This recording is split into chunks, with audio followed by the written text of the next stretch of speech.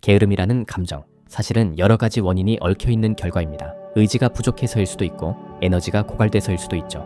그런데 많은 사람들이 간과하는 원인이 하나 있습니다.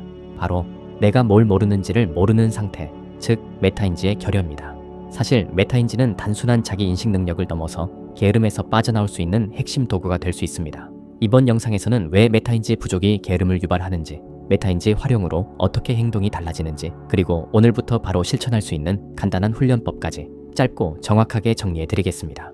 나 왜 이렇게 게으르지? 그렇게 자책해 본 적 누구나 한 번쯤 있을 겁니다. 그런데 정말로 의지가 약해서일까요? 사실 많은 경우 그 이면에는 무엇부터 해야 할지 몰라서, 지금 내 상태를 제대로 몰라서, 막연한 불안감이 커져서 라는 이유가 자리 잡고 있을 가능성이 높습니다. 이건 의지가 아니라 인지의 문제에 더 가깝습니다. 좀 더 정확히 말하면 메타인지의 부재 때문입니다. 메타인지란 내 생각과 감정, 행동을 한 발짝 떨어져 바라보고 필요할 때 조절할 수 있는 능력입니다. 지금 내가 이 과제를 왜 미루고 있지? 어떻게 해야 조금이라도 시작할 수 있을까? 이런 질문을 스스로에게 던질 수 있을 때 우리는 왜 지금 이 일을 미루고 있는지 진짜 이유를 비로소 이해할 수 있게 됩니다. 그리고 그 이해를 통해 다시 행동으로 나아갈 실마리를 찾게 됩니다. 메타인지는 결국 나를 아는 힘입니다. 그리고 이 힘이 강할수록 게으름은 줄어들고 행동은 빨라집니다. 예를 들어 A와 B는 모두 공부를 하고 있는 상황입니다. A는 그냥 공부가 너무 어려워라며 쉽게 포기합니다. 하지만 B는 개념은 알겠는데 문제 적용에서 막히는구나 라고 인식합니다.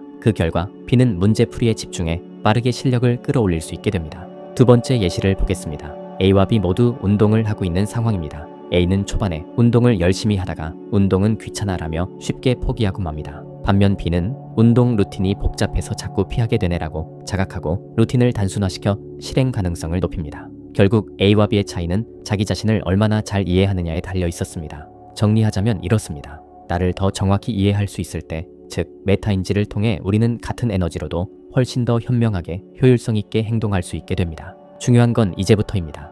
메타인지 구체적으로 어떻게 키울 수 있을까요? 지금부터 그 방법을 3단계 훈련으로 보여드리겠습니다. 자기 전, 오늘 하루 중에 놓친 행동이나 머뭇거린 순간을 짧게 기록해봅니다. 회의 중에 의견을 말하려다 포기했음, 공부 시작하려다 유튜브를 켰음.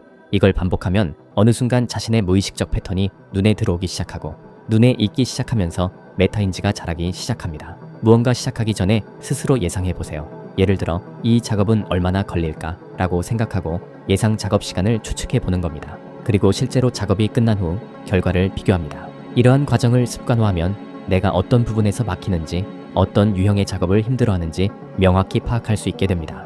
하루 일과가 끝난 후 5분만 시간을 내서 아래 2가지를 적어보는 겁니다. 오늘 잘한 점 1가지, 아쉬웠던 점 1가지.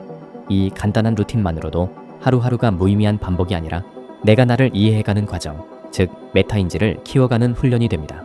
우리는 종종 게으르다며 자신을 쉽게 탓하곤 합니다. 하지만 그 게으름은 어쩌면 지금 내가 뭘 모르는지를 모르는 상태일 수 있습니다. 그리고 그 상태를 극복할 수 있는 힘은 외부 자극이나 강요가 아니라 나 자신을 바라보는 눈, 즉 메타인지에서 시작됩니다. 게으름을 탓하기 전에 스스로에게 이 질문부터 던져보세요. 지금 내가 무엇을 놓치고 있는 걸까? 내가 멈춘 이유는 뭘까? 이 질문이 당신이 다시 앞으로 나아가는 첫걸음이 될 수 있습니다.